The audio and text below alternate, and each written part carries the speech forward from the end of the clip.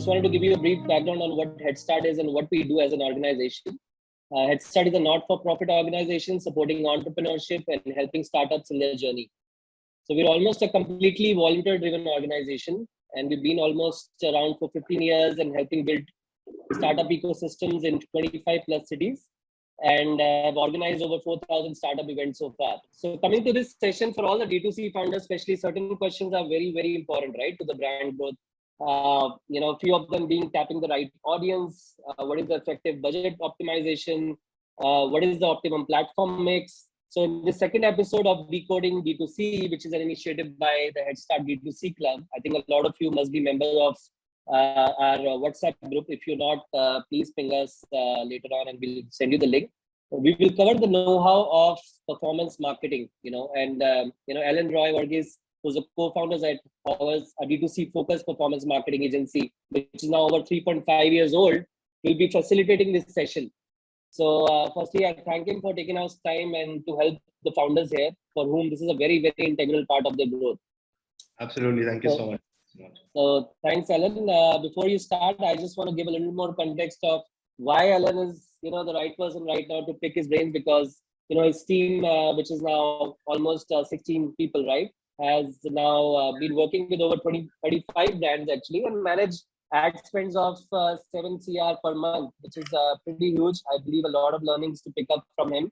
And during the first half of the session, he'll take us through some of the hacks and his learning. And then we can take some very specific questions from him. So you can take away something from this session that you can immediately use. So let's start this. Over to you, Alan. Welcome. Awesome. Thank you so much. Thank you so much, Chetan, for having me. Special thanks to Abhishek for reaching out and setting this up even on short notice. Really exciting. Probably the first time I'm doing this, but nevertheless, right? So I have a small deck prepared for the session. So guys, warm welcome. Thank you for joining, even though it's quite late. Thank you so much for being here. A pretty small deck that I've prepared, just to take you guys through the know-hows of how much I know about this industry and, what I've seen and what I've done in the past along with my beautiful team. So when Abhishek reached out regarding taking a small session regarding performance marketing for the D2C brands in India, I was, all set and ready to do this, because it's the first time that I'm doing something like this, and I'm super excited to be here, right? So pardon me for all my mistakes that I'm going to make, but here goes nothing. So the topic that we've taken up today is performance marketing, especially for D2C brands. So everything that I'll be covering will be very, very focused on D2C brands, as in the objective of almost everything is going to be conversions. So just keep that a little thing in mind. But cool. So I'm just going to start with the small intro of Hovers, right? Hovers, as Chetan rightly said, is close to about a 3.5-year-old agency based out of Pune. We're a team of 16 people working with close to about 35 plus brands and helping brands scale linearly, right? So that's our whole motto over here. We handle close to about 7 crores per month in ad spends. We're looking to scale that up slowly again. And we're looking to definitely help out a lot of brands in that time frame that we have. So a few brands that we work with Setu Nutrition, Skinpot, Sanfe, Coolberg, Scarters, few brands in that name. We work with a lot of brands in this slide as well, but I'll not take them name by name. So getting to the stuff that we have prepared today. So I really don't know, what's the level of understanding of performance marketing that we have today. So I'm just going to take it from the basics, starting off, right? So the first slide that I've prepared is regarding, what is performance marketing and why it's such a different thing from what traditional marketing normally is, right? So I've laid down a lot of points here, but in construction, performance marketing is nothing but marketing where everything can be tracked, at least according to me. This is the sort of marketing where, you are putting in money for a desired result that you want, and you can track all that's happening over there, right? So as is clearly stated over here, performance marketing is the term given for online marketing campaigns, where advertisers pay marketing companies or advertising platforms such as Facebook, Google, or your YouTube, all these other platforms, for a certain result that we want to achieve, right? So there are 2 types of platform that we deal with on a normal basis. One is a search-based platform, which is your Google, YouTube, and the other is your impression-driven platform, right? So that is your Facebook and Instagram and the likes of that. So unlike traditional and organic marketing, performance marketing is specifically used to drive actions. And you have the ability to track and measure those actions while getting a return on your investment for that money that you put in, right? Although ever since there has been an update from the iOS 14.5, ever since then, you're not able to track everything 100%, but still the idea remains the same. Performance marketing is performance marketing today because of the ability to track things that you go forward with, right? So that's a little about performance marketing from the way I see it. Now, when we come to slide number 2, I thought it's best if I could, let you know a few key metrics that not just a performance marketer or an agency should be tracking, but you as a founder of the brand should also be looking at, right? Sometimes what I've seen with working with a lot of brands is that the founders or the founding team is only focused on the revenue, ad spends, and the ROAS, right? Which is great, right? That's like a top level view, but I also believe everybody should be aware of the basic level metrics also that we have, which eventually leads out to the higher metrics that we look at. At the end of the day, we should also remember like the ROAS is just a metric, which is a derivative of all the basic metrics, right? So getting those basic metrics right is the key point of focus here. So a few metrics that everybody should be tracking is your CPM, which is your cost per thousand or mile, your CTRs, which is your click-through rates for the ads, for the creatives and the copies that you put up. Your cost per click is the product of your CPM and your CTR, right? So your goal basically over here is to get a quality click for cheap, right? It's not to get a quality click for costly or to get a cheap click for click, click for cheap, right? So these two things don't work out for you. You need to figure out a metric or a math. You need to figure out the solution where your quality click is going to come to you for cheap, right? That can probably be a situation where your CTRs are very well put. That means your creatives are performing better than all the other creatives out in the market bidding for your space, right? Or it could also be the fact that your ad copies are also doing way better than how it's supposed to be, along with, of course, the targeting and the audience and all that stuff. So CPCs, getting quality CPCs for cheaper is very important going forward. CAC is something that I'm pretty sure everybody knows. It's your customer acquisition cost, and I think that's the whole metric that everybody's interested in looking at, right? Going forward as well. So that's one. Then you have your average order value. The higher the better, of course. I mean, not too high as well. It shouldn't take a hit on your conversion rate, but yeah, the higher the better there. Conversion rate is basically your website conversion rate or your ads conversion rate as well. But over here, I'll talk about website. It's basically the number of people that transact for the number of visits that they come onto the page, right? So it's basically a percentage that we look at when it comes to conversion rate. A very important point when it comes to performance marketing is that any successful digital or performance marketing is all about measuring your ROI, right? Like I was saying 5 minutes back regarding the iOS 14.5 updates, it has been a little hard to track a lot of our our sources. I mean, we put the UTMs and all that stuff, but then there's a little toughness in tracking a lot of stuff. But up to an extent, you should be able to track where your revenue is coming from, right? From which campaign it's coming from, and exactly what did you do for the revenue to come. So you can study what you've done and to optimize further, right? So measurable ROI is the key success to any digital marketing or performance marketing campaign. So I have a small framework here, which I always like to follow, although it's not mine, it's taken from Equinit Academy. It gives you a clear idea of exactly how you start from zero and you go all the way to, taking your campaigns scale up, right? Yeah, so Alan, very sorry to interrupt you. I just had a question on the previous slide before we get on to the framework. So, as I'm looking, there are people of different, stages here, right? The audience, because I just asked a question, how many of them have not started ads yet? How many of them are already started and spending at least till 1 lakh? So when you're starting off, which are the metrics you should focus on more? Is there a priority in this, or, that you can focus on more and let go of the other, or you want to, basically all of them are equally important? Right. I mean, see, when you start off, right, if your page is completely new, your Instagram profile is completely new, the first step is to get a little followers and likes, right? It's all about warming up your page and your Instagram profile so that like the parent channel doesn't think you're a bot, or it's some sort of genuinity is required, right? So that's what we basically do, because every account has this thing called a quality score.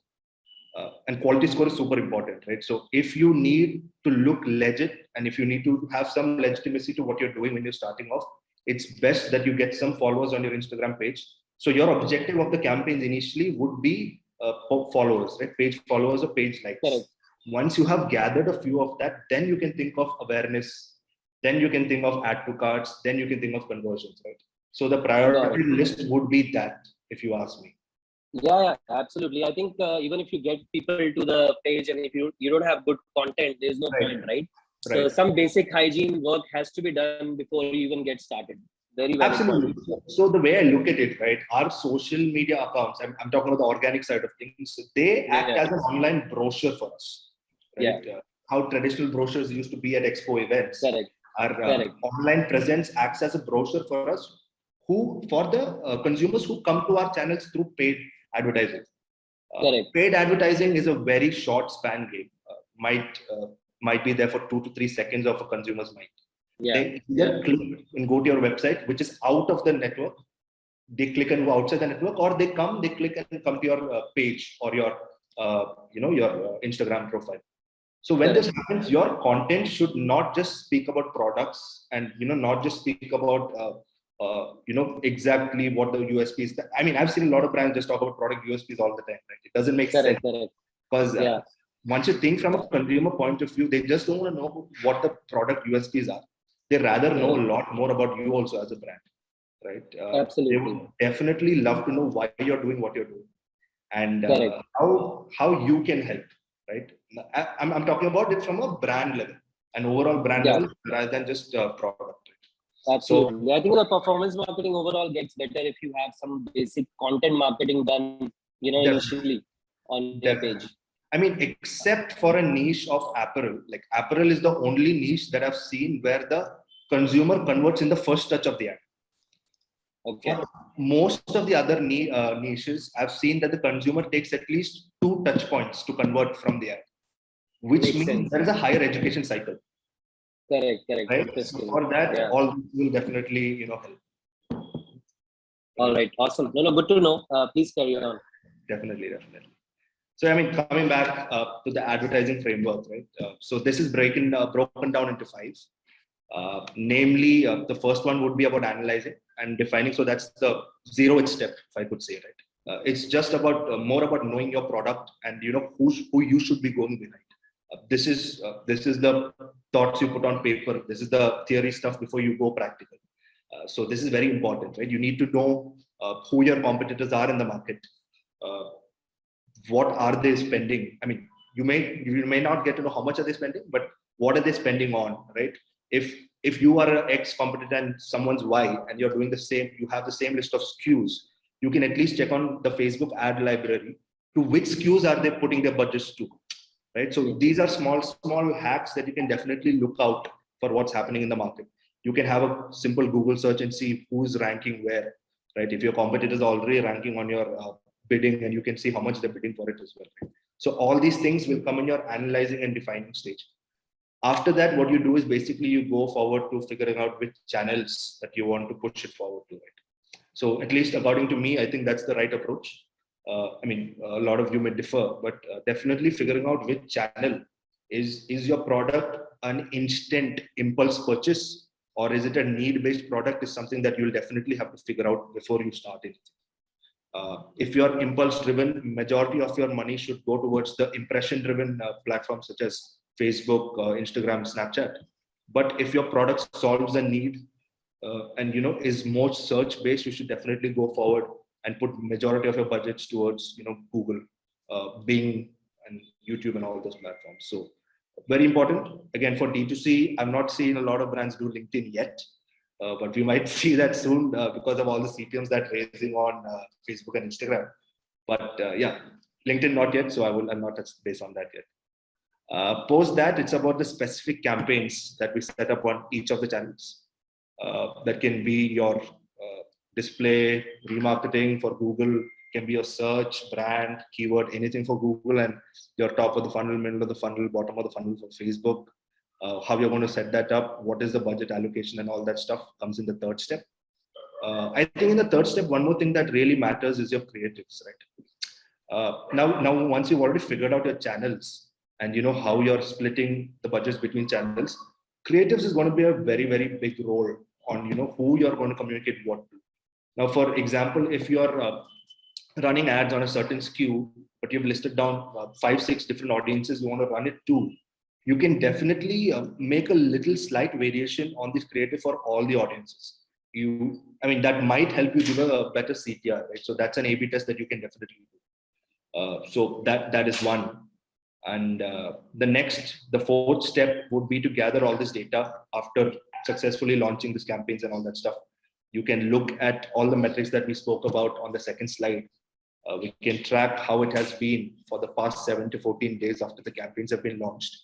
And once you have a little data, you can look at optimizing this, right? You can look at a 48 to 72 hour window is what I would suggest as of now. We could look at that, and we could probably, make some changes regarding the campaigns that we've launched, right? We could A/B test a lot of things. We could A/B test the different landing pages, A/B test different prices, creatives, copies, XYZ. We could look at different bidding strategies. Do we have to put a cost cap or not? A lot of stuff that we can do comes in the fifth step.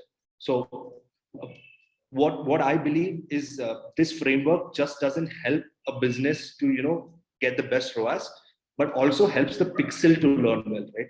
Since you're going in a step by step. So what I would like to convey to everybody is that training the pixel is as important to a D2C founder as raising a baby to a mother, right? So you have to train the pixel in a very, very structured format, step by step, so that the pixel gains more momentum and power where things can reach a point of automation. So that's one. So Alan, wanted to add in here. The framework is great, but for a founder just starting off, what do you recommend? To do it all by himself or herself, or take a professional help? At what stage they can basically go to an agency? What stage they can pretty much try to do it themselves, provided they have the time to do it? Right. This question, right, Chetan, is very debatable, honestly, right? This is a question of what do you say? I guess it's about the knowledge that you can have by yourself. If you're well versed with performance or digital, this is the best thing that you can do for your own brand starting off, right? If there is a feeling that there may be a lack of knowledge in such a structure, it's best the brand works with an agency, a small agency, or a freelancer, or maybe hire someone in-house as well. But this should definitely be done with proper technical expertise, right? Because if the foundation is laid in a wrong way, it goes wrong when you scale up, right? So it's very important that the basics are covered properly.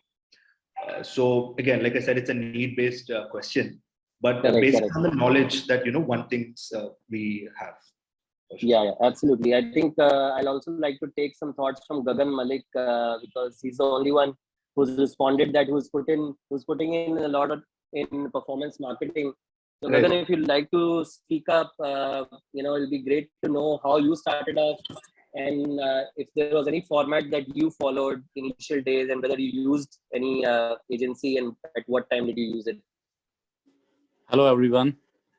Hi. So I just saw this session on, I think, Abhishek's status. So I thought, why not to join it? And I'm not taking care of online business as of now. And the team who is taking care, they are traveling, they are in the flight right now. So I thought, why not to join it, and let's see what I can get out of it. And I'll be sharing the link with them. I'm just doing the screen recording, and I'll share it with the team tomorrow. Sure. Nice of you. Sure, Gagan, very good to know. But just in terms of when you started off, any idea when the team started off, at what stage you were? Because just saw your website. You're selling some really cool stuff in Uh-huh. audio, right? It's more audio Yes. wearable is what you're selling. Yes. So Yeah. in your case, when did that start? Like, when did you start doing the ads? Like, was it straight from the starting, initial days? No. The website was redone, Mm-hmm. and the redone was, let's say, done at least I think 2 months ago. Okay. And after that, I think I would say it's been a month that we have started doing the advertisement online. What we are doing as of Recently now. started. Okay. Yes. Good to know that Yeah. at this stage you're starting off. Lovely. Cool. So I just wanted your thoughts also, but good you told us a little bit about your journey. So it's always helpful for the Yeah. audience as well. Over to you, Alan. Yeah. Thank you. Awesome, Everyone. awesome. Any other questions, guys? If you want to stop me, I think we're halfway through. So any questions, if anybody wants to shoot. Yeah. Please feel free. Time. Hey, this is Maruf from 101 Logics. Would we have the same journey for the B2B segment as well, or would this be applicable only to the D2C? The thing that I didn't get your name again, sir. Maruf. Right? Yeah, my name is Maruf. Yeah. Yeah. Hi, Maruf. Very honestly, this wouldn't be applicable to B2B, very honestly, because the objective of these sort of campaigns are conversions, right? I think for B2B, it's more about lead generation and stuff like that. So an approach-wise, somewhat similar, but I think objectives of the campaign will vary. Okay, gotcha. Thanks, Alan. Hi, Ritvik here. So my question is, say, Alan, your friend or a relative has a company and they want to find an agency, and let's just say yours isn't possible. So what would be the sort of checklist or certain pointers that you would give to them to evaluate their options on? Right. So, Ritvik, just a question. Would this be a brand who's already been advertising, or is this a brand from zero online? Zero. Right. 0 to 1. Yeah. Right. So then it's all about figuring out which niche the brand is in, right? Figuring out what type of SKUs they have and who's their closest competitor to who they are already advertising online, right? So it's about figuring out if there is a market as such, honestly, first, right? Now let's take an example of apparel, right? If the brand is from a apparel point of view and figuring out they want to start online, then our scope, like before even onboarding such a brand, is to see who's playing in those markets first. At what scale are they playing, right? Because once you come to advertise, you're in a bidding war at the end of the day, right? All these channels work on bidding, and based on who all are there in the market, it's in our best interest to figure out what is possible for the brand in terms of numbers, right? All sorts of numbers in the first close to about 2 to 3 months, I guess, right? To make a small media plan or a projection of what all is possible from our end, provided everything that we recommend and we say is done, right? So I think if a brand starts from scratch, that would be the strategy. So actually my question is from the opposite perspective. So say I'm the brand and I'm looking for an agency. What all should I evaluate the agencies on? Yeah. Very honestly, when there is no data, right, I think it's more about the conversation you have with the agency founder or the team that you have a conversation with. At the end of the day, the agency wouldn't be in a position to, analyze any sort of data that you have, because we're starting off new, right? So I think it's about taking forward your questions to the agency on what all you think should be checked off, right? First of all, I think you can check what's the capabilities of the agency. What are the clients they work with?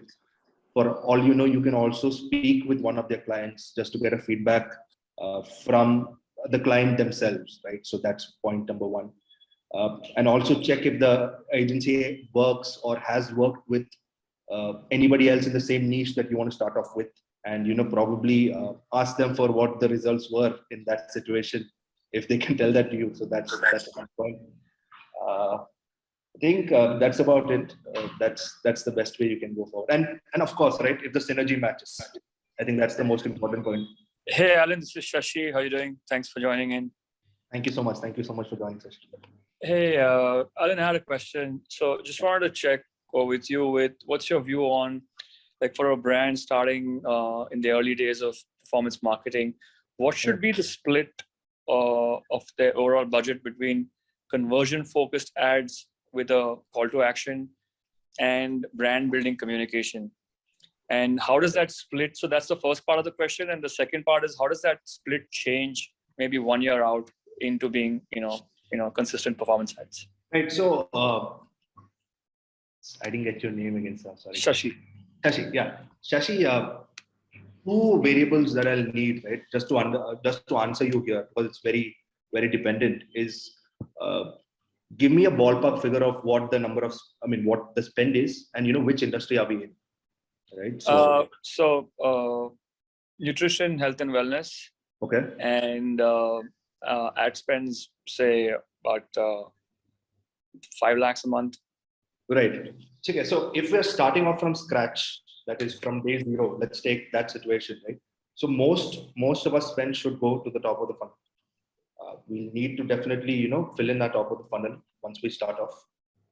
Could be close to about, I guess, 60% on the top of the funnel if we start off from zero, and maybe 20% on the middle of the funnel and 20% on the bottom of the funnel. Once we scale up, let's say a year down the line, this should be very, very 30, 33, 33, or more towards the middle and the bottom, because we have a good flow of top of the funnel. The funnel is flowing well. So this would probably be my suggestion of how the funnel should be split from day zero and a year after that. Great, thanks, man. Awesome, Alan. Over to you. I think we'll proceed now. Yeah. So that was that. I think we touched base on this, but I'll just take you guys through this as well. There are a lot of performance marketing channels available in India today. We have a lot of Indian platforms as well, like ShareChat, Koo, and all those platforms. But I'll just talk about the major performance marketing channels that a D2C brand uses, right? At least this is what we use for our clients, and we've seen this as a common practice across all the D2C brands that we work. So for an impression-based channel, the major two channels that get the budgets are Meta and Instagram, Meta being Facebook and Instagram. So they get the majority of the budgets when it comes to impression-based, and majority of most of the budgets when it comes to search-based goes to Google or YouTube, right? So again, this budget is split based on what you think your product is for. If you are for a impulse buying product, you go and put most of your 80% or 85% of your budgets towards impression-based channels like Meta and Instagram, and a little 15 to 20% on your search-based.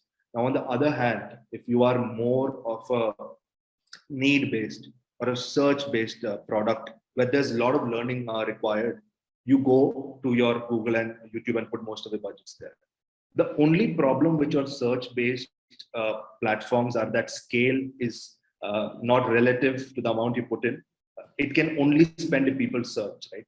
So how the impression-based and search-based platforms work collinearly is basically, like I said, right? Except for apparel, I have not seen another industry or a niche which converts in the first impression of the ad itself. So your impression-based platform acts as your first touch point.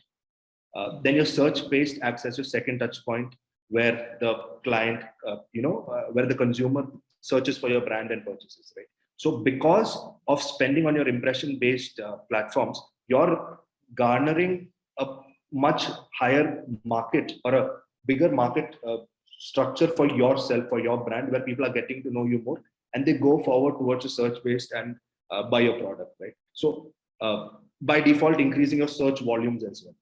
So this is one of the key ways these channels work together in unison. It's about that. Now, for the ones who have not launched their first campaign yet, I'll just run through the quick things that we do to launch our campaign. The first step, like we said, for a D2C brand is to keep our campaign objective in mind, to know what we're going to do it for. Are we looking at awareness? Are we looking at leads? Are we looking at conversions? What our idea is. Then it's to choose our digital channels and the mix of how much we're putting where, right? How much are we allocating to which channel and why we're allocating that, like I said. So allocation of budgets to different channels is very important. Point number 3 is what I would say priority number 1 going forward into the future, with all your privacy laws and all your issues coming up regarding data.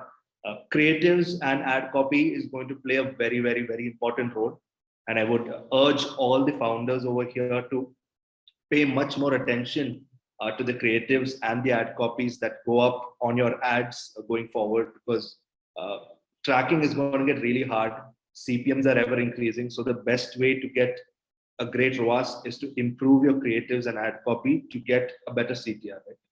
And I think the best advice I could give you guys over here is for an ad to never look like an ad, right? So Facebook, Instagram, and the likes of them, they don't want to be a platform where, and like they don't want to be a platform to people or to their users where only ads are shown, right? So the more you make your ad look like a normal post, the better it works, right? That's what we've seen. So that's one serious advice that I have to give you guys. Then it's about creating and launching the campaign that you have based on the objective that you have, and measuring and optimizing. A few results that we've been able to get in a graphical representation. So we normally like to, take out charts, because I think charts speaks a lot than words, right? So we have a few representation of how we've helped brands grow very steadily. Like we don't promise exponential growth. We like to do it lean and linearly. So there's just a few graphs of how we've helped brands scale up very linearly. So that brings me to the end of my discussion and my topic. So if any of you guys want to reach out to me, I'm at alan@hovers.in, and I'll be definitely happy to speak to you all anytime near in the future. Right? I think that brings me to the end of this. Chetan, I think you can take questions now. Yeah, sure, Alan. So anybody who's joined in now or want to ask questions specific, anything, this can be very basic questions too, because I understand some of you haven't even started ads.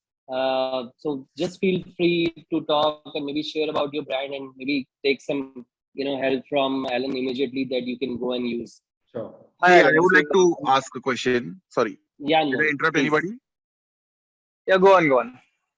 Okay, so my name is Nikunj. We are building a marketplace for clean label FMCG products. The question is, if assuming that there is a method that we have in order to, I consider ourselves as a kind of a D2C business more, because these are all largely unknown brands that we have to, co-build.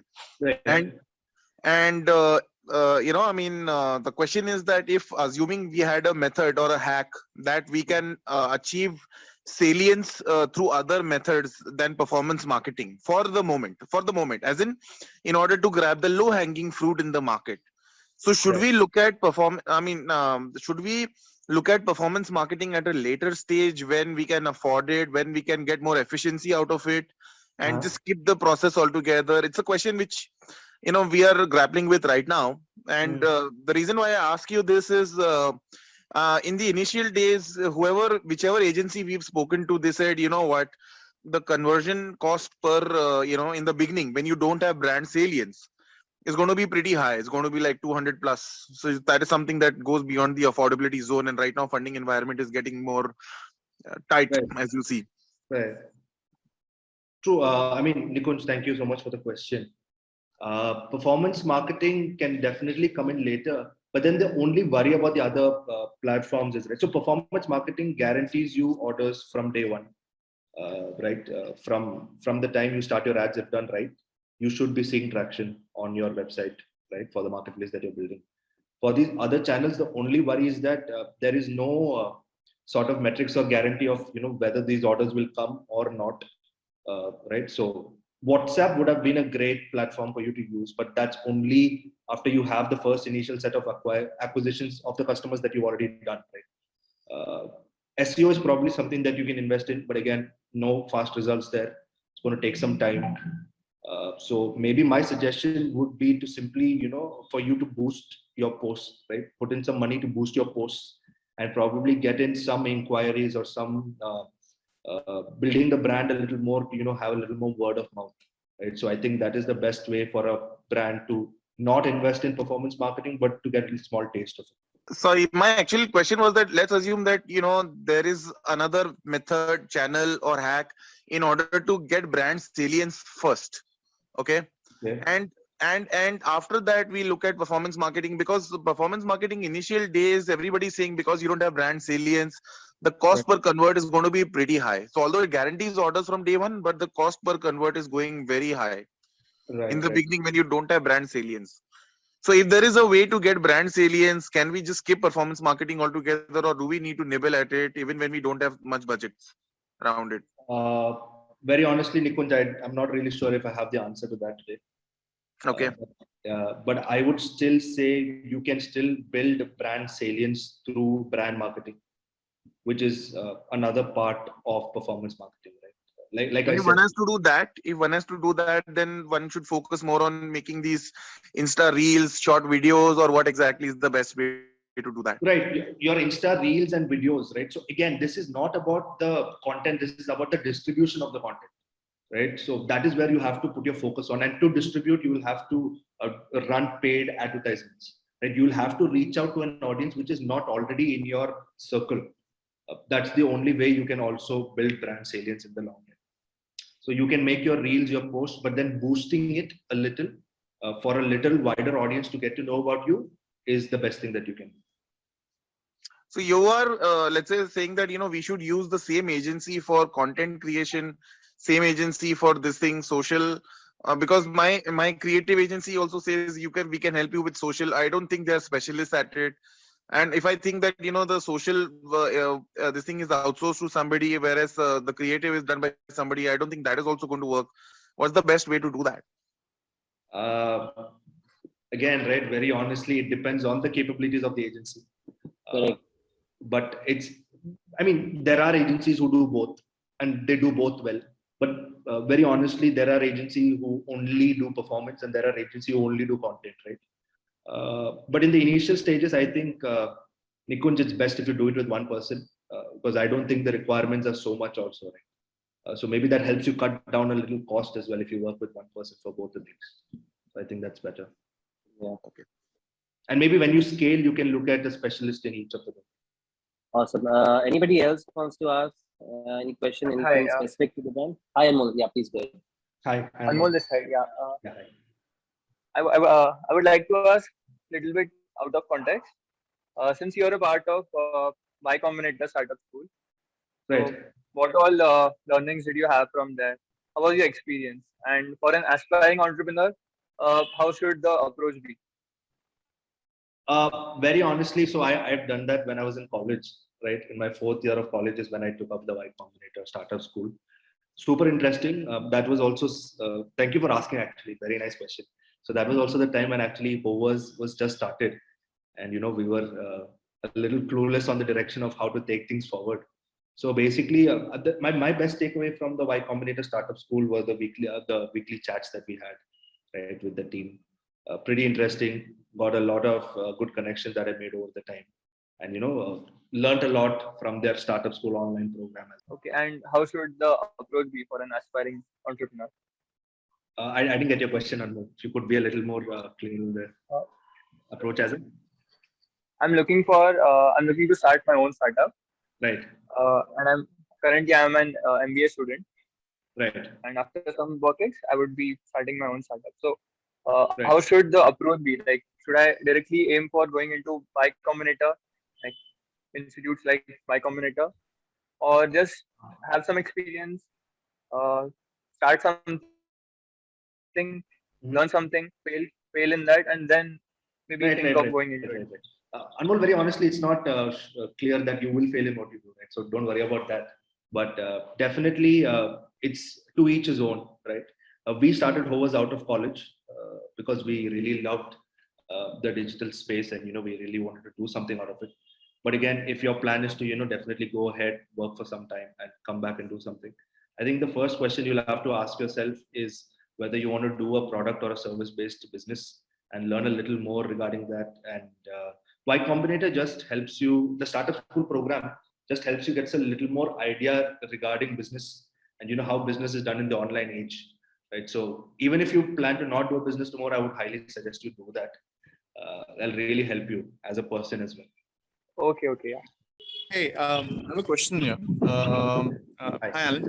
So a very basic question, because I've heard kind of multiple thoughts on this from a very social media perspective.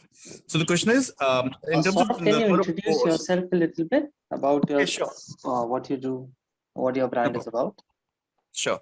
So my name is Saurabh. I'm the chief mixologist and the founder of a brand called Cool Story, and we're basically chosen. Cool Story. Cool Story. What I wanted to ask was, in terms of the number of reels or stories or posts and stuff like that, a lot of agency would say about like 12 is the ideal number for a monthly number of posts. Whereas we felt that, even if you're doing 6 or 1 a week, that's like a good enough to hygiene to kind of maintain with social media, right? However, they felt that the page will not look as active. Number of, so what is the ideal number of social media communications that we should be doing on Insta and Facebook? Right. So very honestly, Saurabh, I'm not an expert at this. I'm not a branding or social media expert. All that I know is performance. But from what I've seen from the brands I work with, having some communications going up every 3 days or every 2 days is good. Keeps yourself active, like your team told you, or keeps people engaged with what you have to do. But again, all this makes sense only if you have more people coming and getting to know about you, right? So I think when you have a plan of growing the followers or growing the amount of people coming to your page, that is when I think you can think about keeping it more active. But as of now, I think you're good. And so if you have like a budget allocated towards performance marketing, does it make sense to kind of boost the social media post? As in, do we even put the money into the social media boosting strategy, or just like stick to PM and the money is allocated towards there? And let's not worry about then, boosting the social media content. No, so boosting the social media content also can be like the top of the funnel for your performance marketing.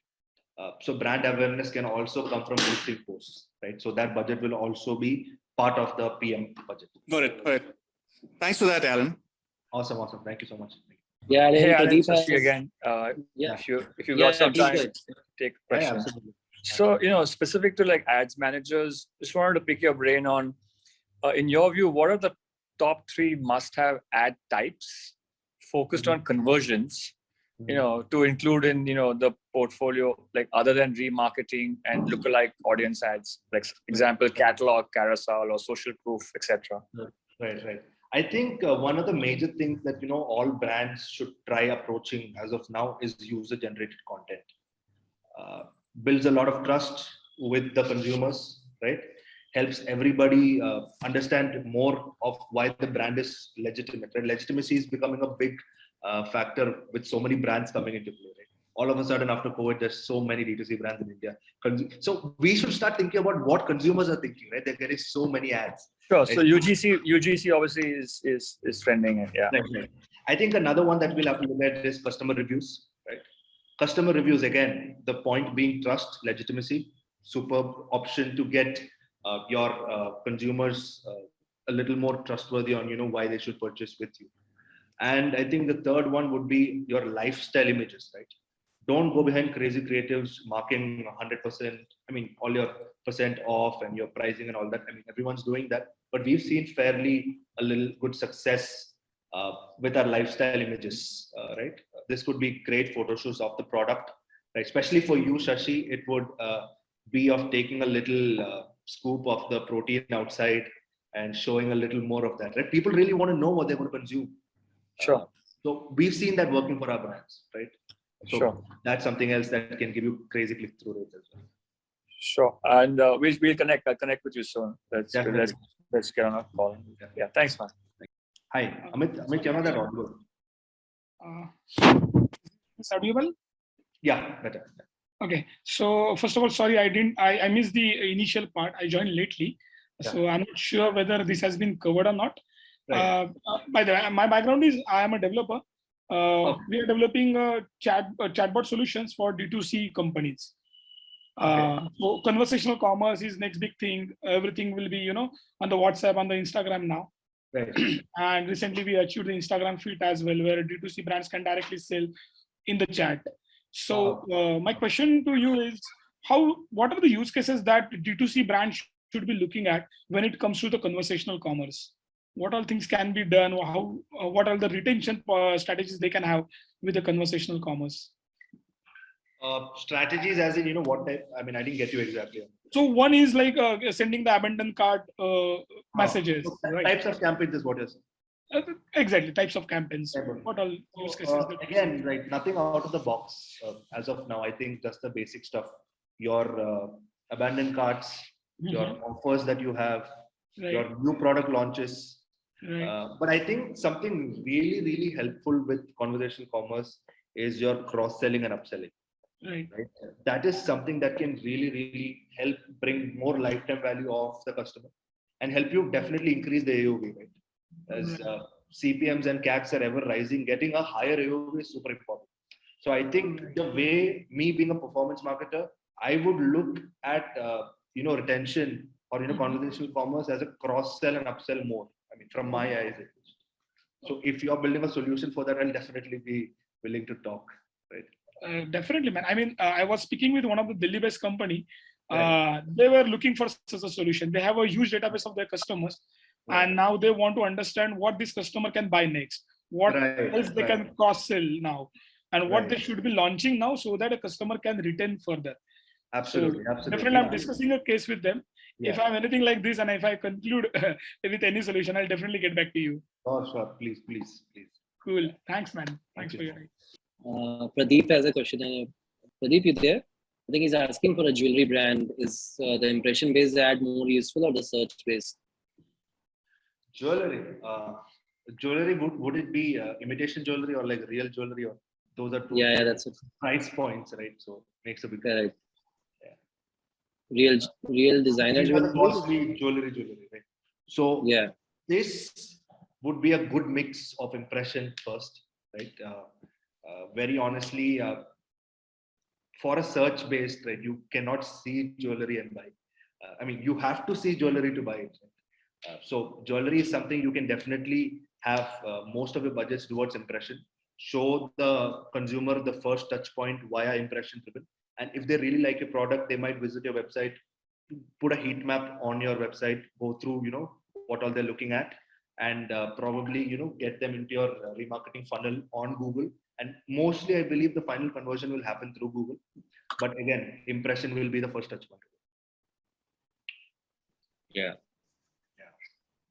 This is for your costlier jewelry. But for your normal jewelry, which is the imitation jewelry of 1,500 to 2,000, 3,000 rupees, Facebook is going to directly give you orders. Anybody else? Abhishek just shared a group that we have on WhatsApp, like a link to be added there. So maybe you can fill in your form if you're not part of the community. Any other questions for Alan here? Hi, man. I have a question. Sure. Yeah, Rajiv. Alan, hi. This is Rajiv. We had spoken a few weeks ago. I don't know. Right. Zoe is all natural. Yeah. Zoe is all natural. So listen, I'm still where we are when we last spoke. If you remember, we've had no ad spend so far and lean budgets. My question was something that I'm happier trying to build out within the office is having an in-house team. So even when it comes to design, resources, etc., I prefer someone in-house. Yeah. And for that, the trade-off is I have to find someone who's not as experienced. So there's more hand-holding, but it justifies the salary that I can afford to pay at this point. Right. So coming back to performance marketing, in the event that we can't work with certain budgets, like that's one of the conversations we had, right? There's a certain threshold beyond which it makes sense for a brand like Hovers to take on clients. So until we get there, if there's in-house resources that we have to try and build, can you recommend any quick tips on skill sets or what sort of JD should we put out? What kind of profile should we look at of people? Because I struggle with that very often. Where do I begin? Who's the candidate for this role? Right. Rajiv, very honestly, we also struggle in building a team, right? So, I mean, very honestly, what I've seen out in the market is there is no quality education when it comes to performance as of now. I mean, I may be wrong, but this is what I've been exposed to, right? So I think your best bet of finding someone would be of getting someone who already has a little experience in the agency route. Again, not only because I'm pro agency, but because they've worked on multiple accounts, right? So they've faced multiple problems. Correct. Right? So if that fits your budget, I think you should look at, if you're looking at in-house, you should look at someone who's already been at an agency and, who's had so many things on their plate at once. So I think that's the best education that anybody can get in this field. Makes sense. Yeah. I think that's been the challenge in just trying to identify the kind of candidates I'm looking for. Yeah. Therefore, I fall flat in interviews as well. A year of experience in an agency will do good for you, for your brand. Got it. Thanks, Alan. Sure. Nice connecting to you again. Yeah, likewise. When I will reach out to you at some point soon. Definitely. When we can afford hovers, we'll get there. Awesome. Anybody else here who has a question? Yes. So Chetan, I have one question for Ellen, for everybody else, and we have been getting this request. So what are the industry standards, Ellen, that you have seen when it comes to CAC, right? Right. On platforms, it could be Instagram or Facebook for different industries. Right. So we have brands in health, nutrition, supplements, and there is cosmetics, and then there are a lot of food brands have come in. So based on your experience and industry wise, are there benchmarks that you take along and say that, okay, these ads are performing better, or the performance of these ads are better than others? Right. So, I'll thank you so much, Abhishek, for the question. Right. I'll just break this down in a very, very understandable manner.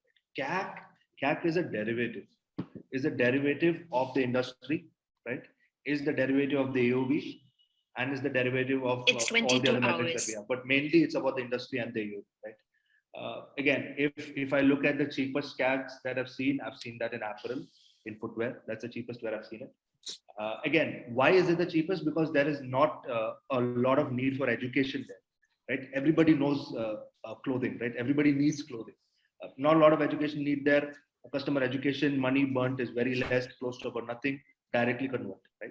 So we see a very, very low CACs there.